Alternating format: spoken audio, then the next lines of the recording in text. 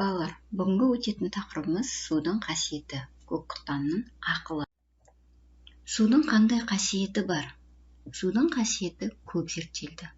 Су өте жұмсақ болғанымен, ол ең қатты жартастардың өзін тамшылап тұрып ақ тесіп шығады. Қазіргі ғалымдардың дәлелдеуі бойынша судың есту қасиеті бар деп те ойлайды.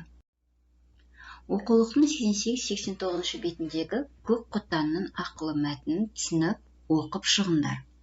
Сөздікке назар аударыңдар. Киелі, қасиетті деген мағынаны білдіреді. Мәтінді оқып болғаннан кейін бірінші тапсырманы орындаймыз.